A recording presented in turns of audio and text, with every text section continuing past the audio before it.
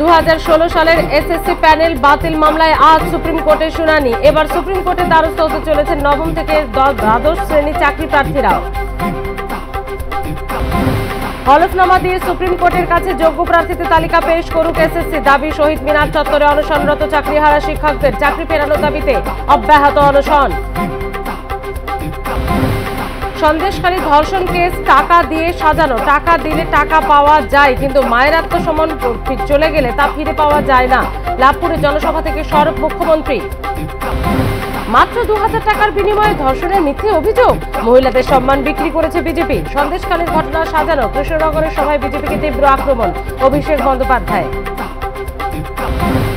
বাংলায় অশান্তি তৈরির জন্য সন্দেশখালী চক্রান্ত, মিথ্যে প্রমাণ ও সাক্ষী পেশ করা হয়েছে। সিবিআইকে হাতিয়ার করা হয়েছে আশ্রয় নেওয়ার জন্য। সাংবাদিক সম্মেলন করে সন্দেশখালী নিয়ে তোপ কুণাল ঘোষের।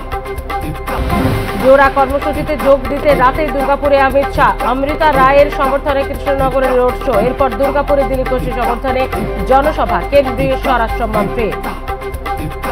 আজ জোড়া জনসভা মুখ্যমন্ত্রী মমতা বন্দ্যোপাধ্যায়ের। কীর্তি আজাদের সমর্থনে জনসভার পর হেলিকপ্টারে বোলপুরে গিয়ে শতাব্দী রায়ের সমর্থনে করবেন জনসভা।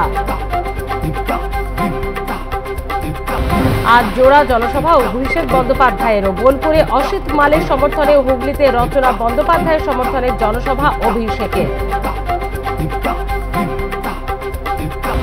কবে আসবে সে অপেক্ষায় চাতক পাখির মতো অবস্থা বঙ্গবাসীর। পূর্বাভাস অনুযায়ী আজই দক্ষিণবঙ্গের একাধিক জেলায় বজ্রবিদ্যুৎ সহ ভারী বৃষ্টির পূর্বাভাস। এসএসসি কোন পথে? কমিশন কি আদৌ কথা রাখতে পারবে? যোগ্য অযোগ্যদের তালিকা এতদিন হাইকোর্টে দিল না কেন তারা? জাতির ভবিষ্যৎ নিয়ে কি ছিনিমিনি খেলা হচ্ছে? দেখুন বাংলা জানতে চাই, সঙ্গে লাইভ ব্রত রাত 9টা।